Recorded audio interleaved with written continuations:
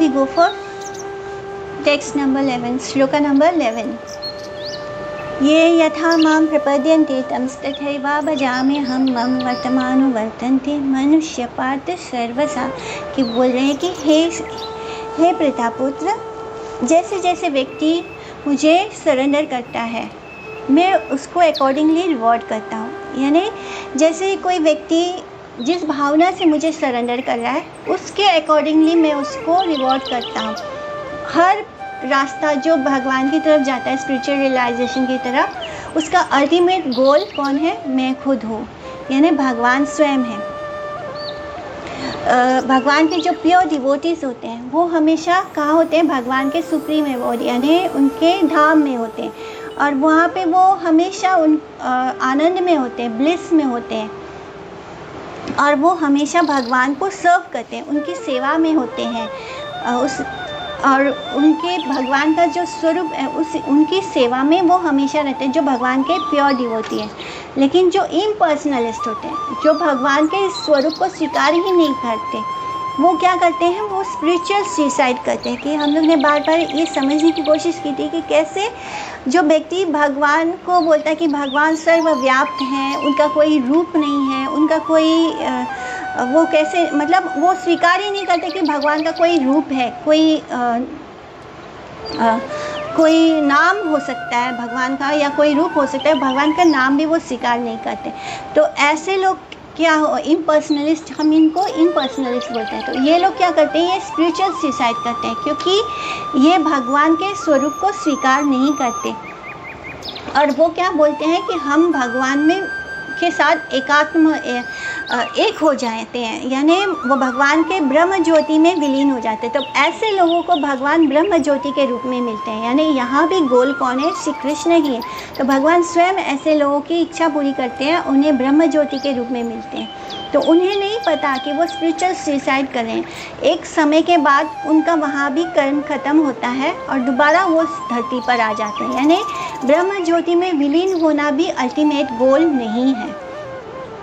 वो भगवान के जो सच्चित आनंद स्वरूप है उसको स्वीकार नहीं करने के कारण वो भगवान की सेवा में जो आनंद प्राप्त करते हैं हम उससे दूर हो जाते हैं। वो भूल जाते हैं। जब हम भगवान की सेवा करते हैं, जब हम किसी व्यक्ति के साथ डील करते हैं, तो उसके साथ हमारा रेसिप्रोकेशन होता है, हमारा लेन देन होता है, जो कि ऐसे लोग भूल जाते हैं। वो नहीं समझ पाते हैं कि ये ऐसा भी एक रिश्ता हमारा भगवान के साथ हो सकता है। और ऐसे लोग बाद में क्योंकि वो पहले तो ब्रह्म ज्योति में विलीन हो जाते हैं, तो वो कैसा होता है कि वो वहाँ पे एक निद्रा अवस्था में होते हैं, और फिर कुछ समय के बाद वो दोबारा उन्हें जन्म लेने को मिलता है। कैसे लोगों के बीच? एथिस्ट, जो भगवान पर नहीं विश्वास करते, ऐसे लोगों के परिवार में उनका जन्म होता है। और कुछ लोग होते हैं बुद्धिज़्म क्या है? शून्यवाद, यानी वो मानते ही नहीं कि भगवान है। ये तो जो इम्पर्सनल मायावादी होते हैं वो बोलते हैं कि भगवान का कोई रूप नहीं। लेकिन जो बुद्धिज़्म होता है, बुद्धिज़्म में वो वॉइडिज़्म यानी वो शून्यवाद को मानते हैं। तो भगवान ऐसे लोगों के लिए शून्य के रूप में है। यानी भगवान को हम जिस बात से भी भगवान को खोजने की कोशिश कर रहे हैं, भगवान उस रूप में उस व्यक्ति को मिल रहे हैं। तो जो बुद्धिज़्म में है तो वो वॉइडिज़्म को मानते हैं, यानी वो शून्यवाद को मानते हैं। तो भगवान उनके लिए शून्य है।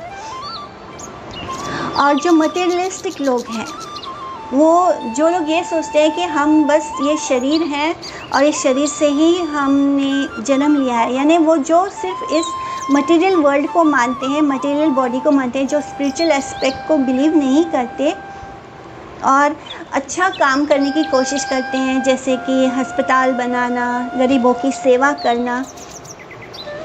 तो ऐसे लोगों के लिए भगवान मैटर के रूप में अवेलेबल है, यानी वो उनको सेवा करने के लिए जो सामान की ज़रूरत होती है, वो मटेरियल चीज़ें, वो भगवान उस रूप में उनके लिए अवेलेबल है। तो हर भी चाहे वो फ्रूटिटिव वर्कर हो, तो भगवान उसके लिए उसके फ्रूट्स कर्म के जो फल है उस रूप में उसको मिलते हैं। जो योगी होते हैं, जो भगवान को परमात्मा के रूप में ढूंढते हैं, तो भगवान उनको मिस्टिक परफेक्शन देकर वो भगवान के अंदर ही मर्ज हो जाते हैं।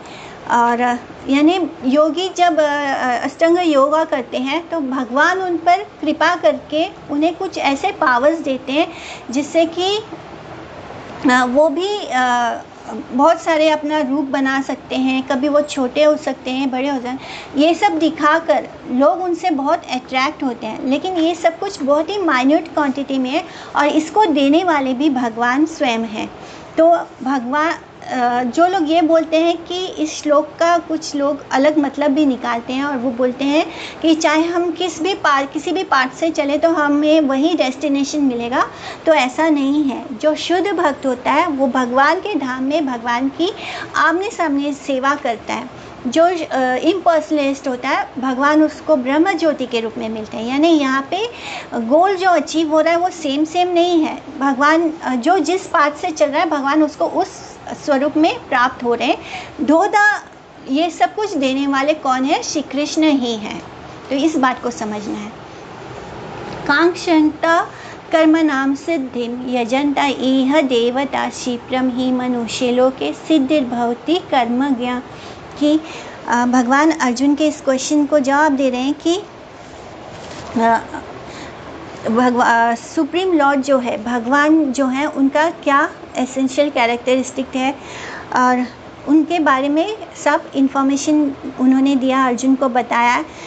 और फिर उनकी जो शक्तियाँ हैं किस तरह वो अपनी शक्तियों के द्वारा इस संसार की रचना करते हैं और क्यों वो बार बार हर युग में आते हैं। तो ये सब कुछ वो अर्जुन को आंसर कर रहे हैं। और फिर उन्होंने उसको कर्म योगा के बारे में भी सब कुछ पहले ही बताया है और ये भी बताया है कि कैसे हम अपने कर्म भगवान को अर्पित करने से अपने जो सिंफुल रिएक्शंस है उससे बच सकते हैं। हम अपने जो फ्रूटिटिव एक्टिविटीज़ करते हैं उसका इंटेंशन बस इतना होना चाहिए कि हम अपने शरीर और आत्मा को साथ रख सकें, यानी शरीर जिससे कि हमारी इस श्लोका का मतलब ये है कि हमारे अंदर हमारे जो नीड्स हैं वो बहुत ही कम होने चाहिए। हम जो कर्म करते हैं वो इसलिए करना चाहिए जिससे कि हम अपने शरीर को बस मेंटेन कर सकें। और ये जो कर्म होते हैं ये 3 तरह के होते हैं। एक तो होता है इटर्नल, यानी जो हमेशा के लिए होता है। एक होता है ओकेशनल, जो कभी कभी, और एक होता है इम्पेल्ड बाय लस्ट। तो कैसे? एक कर्म इटर्नल होता है। जो हमारा इटर्नल कर्म क्या है? एक जीव आत्मा का इटर्नल कर्म है कि वो भगवान का नित्य दास है, तो ये इटर्नल है, ये कभी भी बदलेगा नहीं। कुछ कर्म होते हैं जो ओकेशनल होते हैं, जैसे कि श्राद्ध सेरेमनी हो तो वो कभी कभी करने वाले कर्म होते हैं। फिर कुछ होते हैं जो हमारे इच्छाओं को, सेंसेस को, जो डिज़ायर्स हैं, जो लस्ट है, उसके कारण हम इम्पेल होकर वो कर्म करते हैं। और हम कभी कभी जब भी लस्ट में आकर कुछ करते हैं तो उसका जो रिएक्शन होता है वो सिंफुल ही होता है। तो भगवान कहते हैं कि हमें उतना ही कर्म करना है जिससे कि हम आत्मा और शरीर को एक साथ रख सकें, यानी बहुत ही बेयर नेसेसिटीज़ जो होती है हमारी लाइफ की, बस उतना ही ज़रूरी हो, उतना ही कर्म करना चाहिए। जो वेदों को फॉलो करते हैं वो क्या करते हैं? वो देवी देवताओं की पूजा अर्चना करते हैं जिससे कि वो अपने जो कर्म है उसको एंजॉय कर सकें, जो कर्मों का फल है उसको एंजॉय कर सकें। तो ऐसे लोगों जो देवी देवताओं के पीछे मतलब उनको खुश करने के लिए कर्म करते हैं जिससे कि वो अपनी इच्छाओं को उनसे पूरा करवा सकें, तो ये कर्म भी भगवान ही उन देवी देवताओं को ब्लेस करके देते हैं। ये फ्रूट्स भी भगवान ही ऑफर देते हैं देवी देवताओं के थ्रू। लेकिन दिखने में ऐसा लगता है कि देवी देवता बहुत जल्दी प्रसन्न हो जाते हैं और उनकी इच्छाओं को पूरा कर देते हैं, बिकॉज देवी देवताओं को इससे कोई मतलब नहीं कि आपका भला हो रहा है या नहीं हो रहा है, आपका भलाई किस में है। वो क्योंकि वो अपनी स्तुति सुन के खुश होते हैं और वो आपकी मनोकामना जो मटेरियल डिज़ायर्स हैं उनको पूरा कर देते हैं। और ये देवी देवता भी हमारी जो इच्छाएं पूरी करते हैं वो कृष्ण की कृपा से ही करते हैं, क्योंकि वो हम उनसे कहते हैं तो वो कृष्ण के पास जाते हैं। तो इस तरह जो ये देवी देवता है ये एक्चुअली में कौन है? भगवान के लिम्स हैं, भगवान का ही अंग है। जैसे कि भगवान का एक मैनेजमेंट है, उसमें सारे ये लोग मैनेजर्स जैसे हैं। जैसे सूर्य देवता जो हैं वो हमें लाइट और एनर्जी देते हैं, इसी तरह कोई हमें रेन देता है, कोई हमारे, ये सब हमारे जो भगवान का ये जो सिस्टम है उसको मैनेज कर रहे हैं। तो ये सब भगवान नहीं है, लेकिन ये भगवान के जो भी स्मूथ मैनेजमेंट कर रहे हैं, वो हमें लाइट दे रहे हैं, एनर्जी दे रहे हैं, जल दे रहे हैं, हवा दे रहे हैं। तो ये सब कुछ इन देवताओं के अलग अलग एक पोर्टफोलियो दिया है और उसमें वो उसको हमें पहुंचा रहे हैं। चतुर्वर्ण्यम मया सृष्टम गुना कर्म विभागसा तस्या कर्तारम अपि माम विधि अकर्तारम अव्ययम। तो भगवान बोलते हैं कि इस सोशल ऑर्डर को स्मूथली मैनेज करने के लिए मैंने 4 सोशल ऑर्डर बनाया, यानी 4 वर्ण बनाया है, जिसमें 4 वर्ण अपने गुण और क्वालिटी से अलग हैं। यानी यहाँ पे भगवान ने ये नहीं बोला है कि आपने किसी घर में जन्म लिया तो जन्म लेने के कारण आप ये क्षत्रिय हो जाते हो या ब्राह्मण हो जाते हो या शूद्र हो जाते हो या वैश्य हो जाते हो। वो क्या बोल रहे हैं कि गुण और कर्म के द्वारा ये चतुर्वर्ण विभाग है। यानी आपका जैसा गुण होगा, आप कौन से मोड में हैं, सतोगुण में, रजोगुण में, तमोगुण में, अकॉर्डिंगली उस गुण के हिसाब से आपका कर्म अपने आप डिसाइड हो जाएगा। तो यहाँ कृष्ण बोल रहे हैं कि मैं ही ये सब कुछ करने वाला हूँ, मैं ही इसका ये सब करने का मेरे ही कारण ये सब होता है।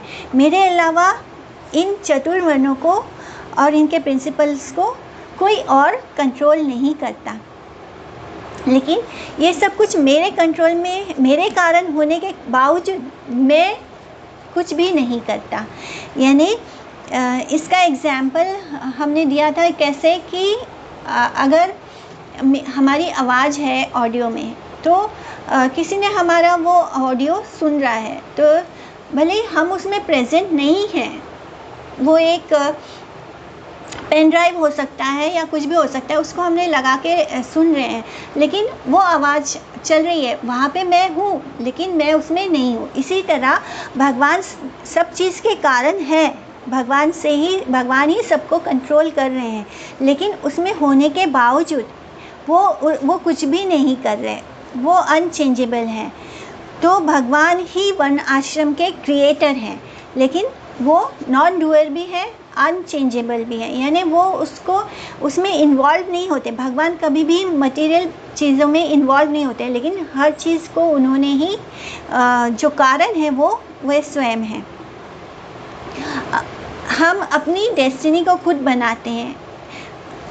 तो इस हमारी डेस्टिनी के थ्रू भगवान ने ये डिवीज़न ऑफ वर्ण किया है, जिसके थ्रू जो उनकी एनर्जी है माया, वो इसको पूरा मैनेज कर रही है। जो माया देवी है वही अपने 3 गुणों के अधीन हमें नचाती है। तो इस तरह माया देवी ही इस संसार को चला रही है। और लेकिन जो उनकी स्पिरिचुअल एनर्जी के जो प्रोप्राइटर हैं वो कौन है? वो श्री कृष्ण है। तो इसलिए भगवान जो है वो प्रोप्राइटर हैं, तो वो किसी भी काम में इन्वॉल्व नहीं होते। उनकी एनर्जीज के द्वारा ही सब कुछ फंक्शन होता है इस सोसाइटी में। तो जो हम जीव आत्मा है, वो हमें जो माइन्यूट इंडिपेंडेंस मिला है, उसके कारण हम अपने आप को ही कर्ता मान बैठते हैं और हम सोचते हैं कि सब कुछ हम ही कर रहे हैं। ना माम कर्माणि लिम्पति ना मे कर्म फले स्पृहा इति माम यो अभिजानति कर्मभिर्न स बध्यते। तो जो प्रिस्क्राइब ड्यूटीज़ हैं वो भी भगवान जी ने स्वयं क्रिएट किए हैं। तो हमारा जो डेस्टिनी है, जो हमारा प्रारब्ध कर्म है, वो जो है वो भगवान को इफेक्ट नहीं करता। भगवान ने भले ही हमारे लिए सारे प्रिस्क्राइब ड्यूटीज़ क्रिएट, सब चीज़ के कारण कौन है? श्री कृष्ण है। लेकिन फिर भी हमारा जो कर्म है उसको वो भगवान को इफेक्ट नहीं करता है। ना ही भगवान को अपने किसी कर्म के लिए फल की इच्छा है। भगवान के अंदर कोई इच्छा नहीं है, ना ही उन्हें इन छोटे मोटे कर्मों के फलों के लिए कुछ उनके अंदर कोई। भगवान कौन है? भगवान जिनके अंदर बिकॉज उनके अंदर सारे 6 अपिलेंसेस है, जिसके कारण जो 6 भाग हैं वो भगवान के अंदर है, जिसके कारण उन्हें इन छोटे मोटे कर्मों के फलों से उनको कुछ लेना देना नहीं। और जो भी व्यक्ति भगवान के इस सुप्रीमली इंडिपेंडेंट को समझता है, भगवान जो है वो सुप्रीमली इंडिपेंडेंट है, जो इस बात को समझता है वो भी अपने कर्मों के फलों से डिटैच हो जाता है। उसको भी फिर उस मटेरियल चीज़ों से मिलने वाले जो फ्रूटिटिव इच्छा है उससे उसको डिटैचमेंट हो जाता है। ऑब्वियसली जो भगवान की शरण में जाएगा, जो भगवान से जुड़ जाता है, वो भी भगवान की तरह हो जाता है, उसके अंदर भी भगवान की तरह ही शक्तियाँ आ जाती हैं। और जिस तरह भगवान को इन मटेरियल वर्ल्ड की किसी भी चीज़ से ना ही उनके मन में कोई इच्छा है, ना ही उनके अंदर कोई फल को भोगने की, उनके फ्रूट्स ऑफ एक्शंस को पाने की इच्छा है, इसी तरह भक्त के मन में भी कोई भी मटेरियल चीज़ों के प्रति कोई अट्रैक्शन नहीं रह जाता, क्योंकि एक भक्त का लक्ष्य क्या हो जाता है? भगवान की सेवा करना। वो जो कुछ भी करता है भगवान के लिए करता है। तो इस तरह जो व्यक्ति अपने रिज़ल्ट जो अपने कर्मों के रिएक्शन से मुक्त हो जाता है, जो अपने रिज़ल्ट की कामना नहीं करता, वो जो नहीं सोचता कि उसे अपने कर्मों का फल चाहिए, तो ऐसे व्यक्ति सही कैंडिडेट होते हैं जो भगवान की शरण लेते हैं और उनकी प्योर भक्ति करते हैं। उनके प्रति, भगवान के प्रति उनके अंदर आस्था बढ़ जाती है, विश्वास बढ़ जाता है, फेथ बढ़ जाता है। तो ऐसे लोग भगवान की प्योर भक्ति करते हैं। एवं ज्ञात्वा कृतं कर्म पूर्वैरपि मुमुक्षुभिः कुरु कर्मणैव तस्मात् त्वं पूर्वातरं कृतं। तो अब बता रहे हैं कृष्ण कि पास्ट में जो पहले जो हैं ऐसे लोग बहुत ऐसे शुद्ध भक्त लिबरेट हो गए, जिन्होंने सेल्फलेस कर्म योगा किया, अपने कर्मों के फल के प्रति पूरी तरह से डिटैच होकर, जिन्होंने सिर्फ मेरे लिए किया, यानी वो कर्म तो कर रहे थे, जैसे कि जनक महाराज जो 12 महाजनों में एक है, उन्होंने एक क्षत्रिय का सारे ड्यूटीज़ निभाए, सो डैट वो एक एग्जाम्पल सेट कर सके। अगर जैसे कोई कुछ बड़ा व्यक्ति कुछ करता है तो छोटे उसको फॉलो करते हैं, तो इसी तरह जनक महाराज जो थे उनके ऊपर प्रिस्क्राइब ड्यूटी करने की कोई बंदिश नहीं थी कि वो अपने क्षत्रिय होने का ड्यूटी पूरा करें, बिकॉज क्षत्रिय होना भी मटेरियल बोर्ड ऑफ नेचर में आता है, यानी वो मटेरियल एक्टिविटी होता है, लेकिन फिर भी उन्होंने एक राज ऋषि की तरह, क्योंकि वो ऋषि बन गए, क्योंकि वो एक भक्त थे, शुद्ध भक्त थे, तो एक राज ऋषि की तरह उन्होंने क्षत्रिय होने का भी सारा कर्तव्य निभाया और 100% भक्ति की, जिसके कारण उनका नाम भी 12 महाजनों में एक है। किम कर्म किम अकर्मेति कवयो अपि अत्र मोहिता तत्ते कर्म प्रवक्ष्यामि यज् ज्ञात्वा मोक्ष्यसे शुभात्। के जो बहुत ही ज्ञानी व्यक्ति होते हैं वो भी असमंजस में पड़ जाते हैं कि एक्चुअली में क्या कर्म है और क्या अकर्म है। तो यहाँ पर अब भगवान बता रहे हैं कि जब तुम्हें ये पता चलेगा कि क्या कर्म है क्या अकर्म है, इसको जानने के बाद यू विल बिकम लिबरेटेड, यानी तुम सारे अशुद्ध विचारों से मुक्त हो जाओगे। कर्मणो हि अपि बोधव्यम च विकर्मणा अकर्मणाश्च बोधव्यम गहना कर्मणो गति। के हमें ये समझना होगा, जो कर्म है उसको समझना बहुत ही कठिन है, लेकिन जो भक्त होता है वो इस बात को बहुत अच्छे से समझ सकता है। तो 3 तरह के एक्शन होते हैं, 3 तरह का कर्म होता है। एक होता है कि प्रिस्क्राइब कर्म, यानी जो शास्त्रों में कहा गया है उस कर्म को करना।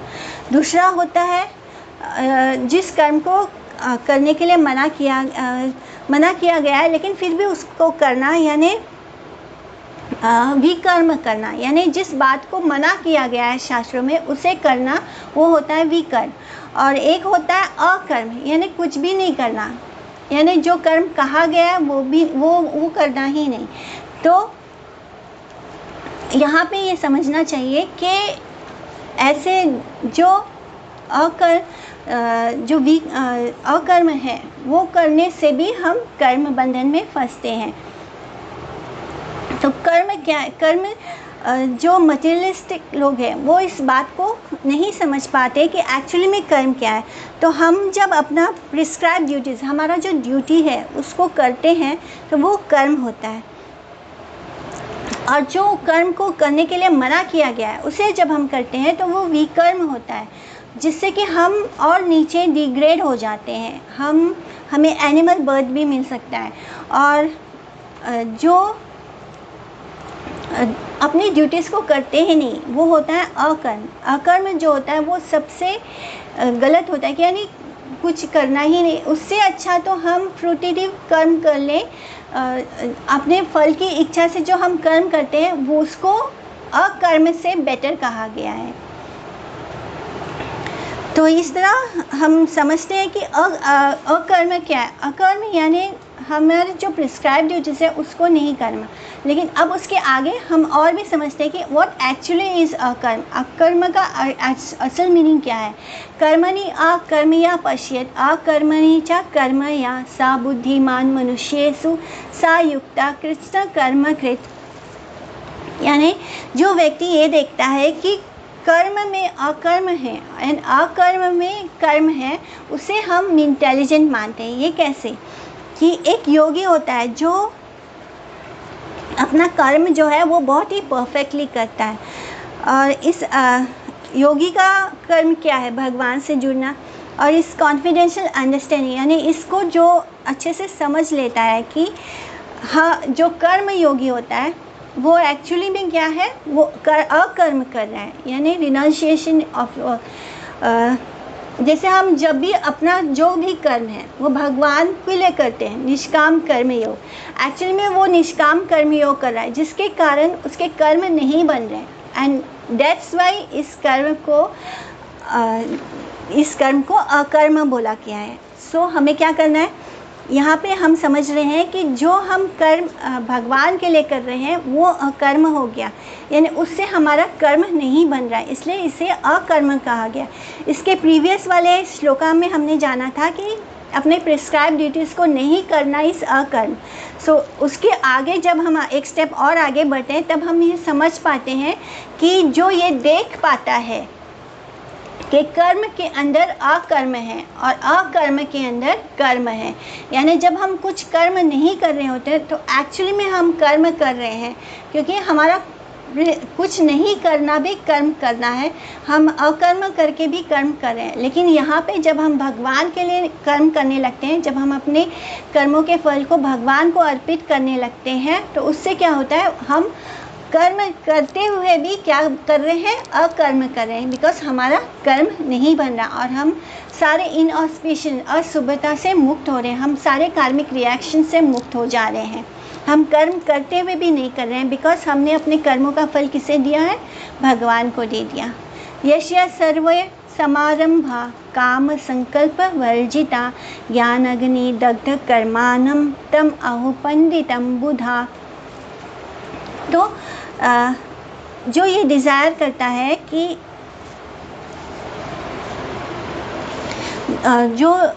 मैंने हम जब अपनी किसी भी इच्छाओं को, अपनी कामनाओं को पूरा नहीं, हमारा लक्ष्य अपनी कामनाओं को पूरा करना नहीं होता, हम बिना किसी डिज़ायर्स के कर्म करते हैं, तो ऐसा व्यक्ति जो है अपने सारे कर्मों के रिएक्शंस को ख़त्म कर देता है, उसे बर्न कर देता है।